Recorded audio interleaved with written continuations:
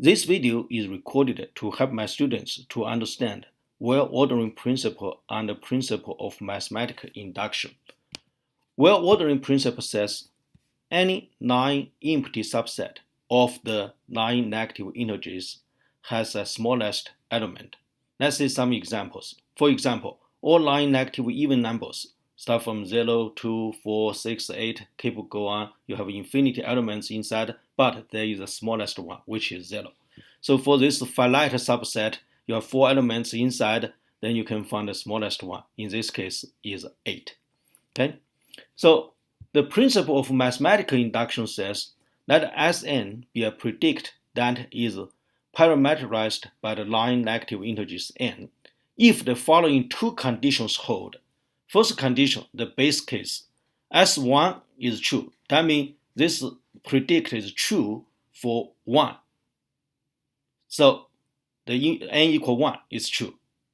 And another condition is for all k greater than 1, greater than equal to 1, if sk is true, then you can conclude that sk plus 1 is true. Notice that he did not say sk must be true. He just said if sk is true, then you will be able to conclude that sk plus 1 is true. Now, if those two conditions hold, then we can make a conclusion that for all n greater than equal to 1, Sn is true. Now, this principle of mathematical induction is also intuitive. It's also obvious, because he for base case gave you a starting point. S1 is true, then you have a starting point. Then the second inductive space actually gave you an automatic proof machine. Since S1 is true, by the inductive step, S1 is true will imply S2 is true. So you got S2 is true. Then you by the inductive step again, since S2 is true, based on S2 is true, you must imply S3 is true. Now, since S3 is true, you will imply S4 is true. Go on, keep go on, right? So intuitively, we know principle of mathematical induction should work. Now, what is the relationship between well-ordering principle and the principle of mathematical induction? The relationship is this. If we admit one of them, then we can logically prove another one. So we can prove well-ordered principle using principle of mathematical induction. We also can prove principle of mathematical induction using well-ordering principle. In this presentation, we will use well-ordering principle to prove the principle of mathematical induction. And we also will see another math theorem is proven by well-ordering principle. So in general, if we want to use well-ordering principle to prove something, we will prove by contradiction or by contrapositive. Let's first say how to use well-ordering principle to prove principle of mathematical induction. Now we prove by contrapositive, which means we assume that the conclusion is not true. Now notice that his conclusion says, then for all the n greater than equal to 1, Sn is true. Now if you assume the conclusion is not true, which means that means there are some n greater than equal to 1, Sn is not true. That means at least one of then we, based on this assumption, okay, we need to prove at least one of the two conditions for the induction is false. That's the contrapositive, right? Contrapositive is, you say, the original statement is if A, then B. Contrapositive is if not B, then not A.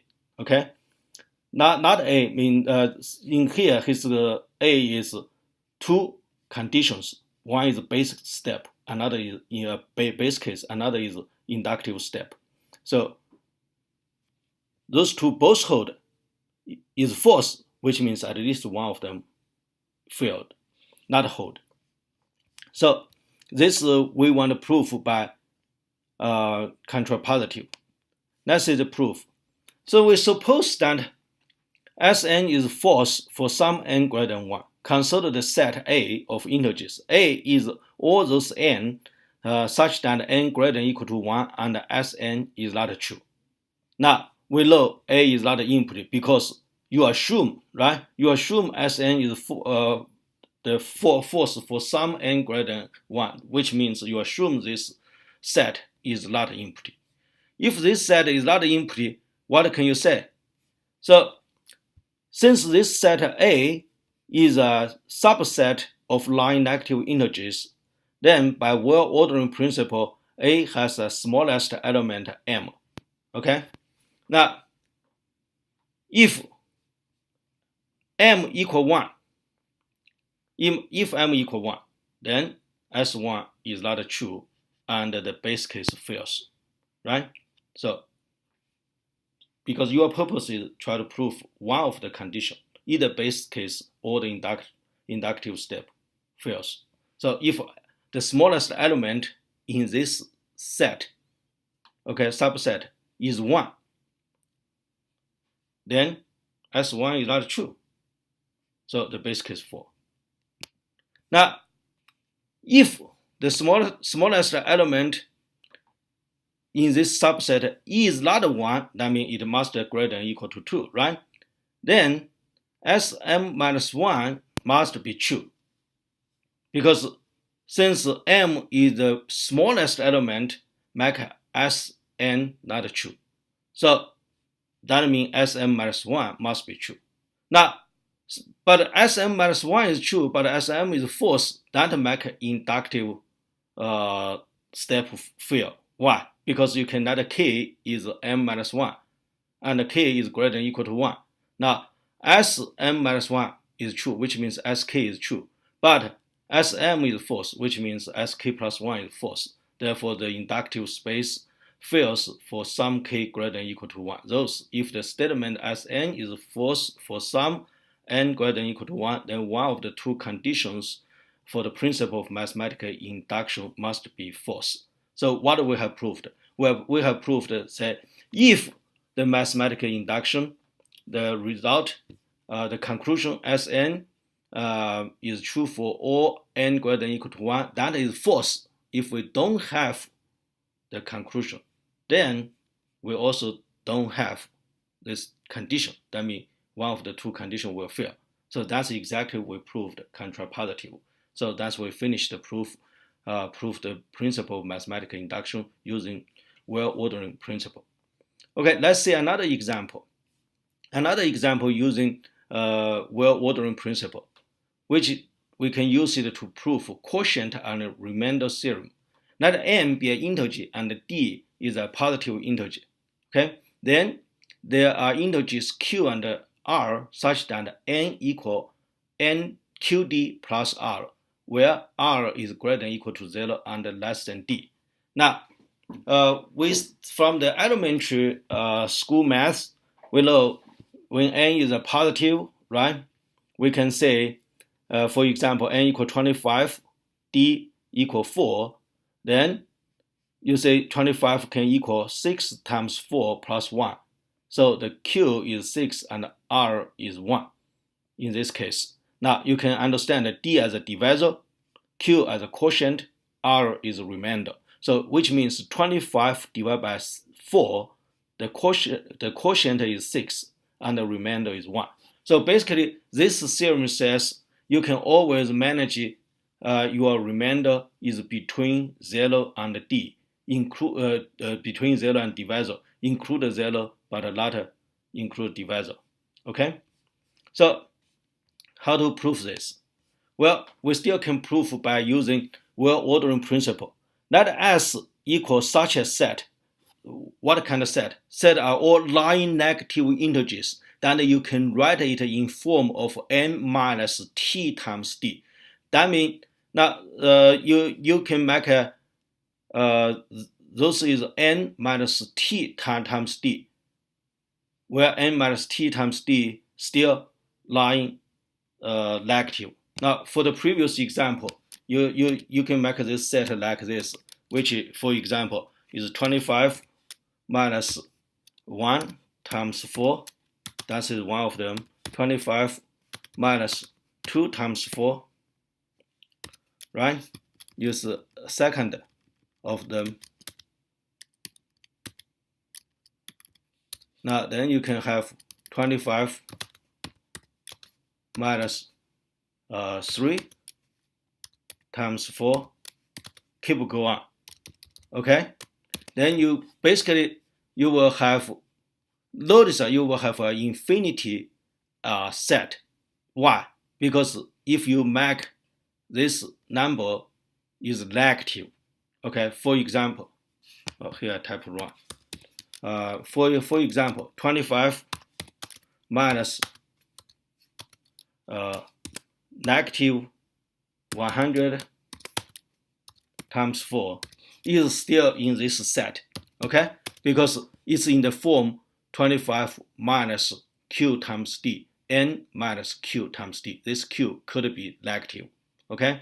That's no problem. So since q could be negative, no matter what's your n, right? So the n minus qd, if you choose the right q, you eventually can make n minus qd is positive, which means this n minus qd, td, n minus td, this set is not empty. Okay, let's go back to what we have here. So I mean this set is not empty, and is a line empty set of line negative integers. We just say that example, it will not be empty. The idea here is you can see you can always solve the inequality n minus td greater than or equal to 0. That's easy to solve, right? So you have solution, which means you always can choose t such that n minus td is positive. So equivalency, this set is not empty. If this set is not empty, then you will have a smallest element. Now let's denote this smallest element as r. Then r equal n minus qd for some q, because r has the format is n minus td. I call that d, but that particular t I call it q. So r equal n minus qd for some q. Now we only need to prove that 0 less than or equal to r less than d. Will that be true? Well, we can prove by contradiction. Remember, we say if we want to prove by using well-ordering principle, we can prove by contradiction. So suppose it is not true. That means suppose r will not greater than or equal to 0 and less than d, right? First, your r is line negative. Then if this is not true, then r has to greater than or equal to d. Okay? Now, if r is greater, we say r has to greater than or equal to d. Then r minus d is still greater than or equal to 0. But r minus d, since your r is n minus qd, so minus d again, then will equal n minus q plus 1d.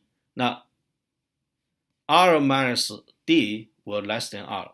That's no problem, right? But if you pay attention to this number, n minus q plus rd is in the form of n minus td, which means this number is belong to the set S, and this number is in the set S but less than r. That's a contradiction to the fact you are say that r is the smallest element in S. So since we got a contradiction, which means our assumption is not true. That means r has to in between 0 and d include 0. Okay? If you have any questions, please give me an email.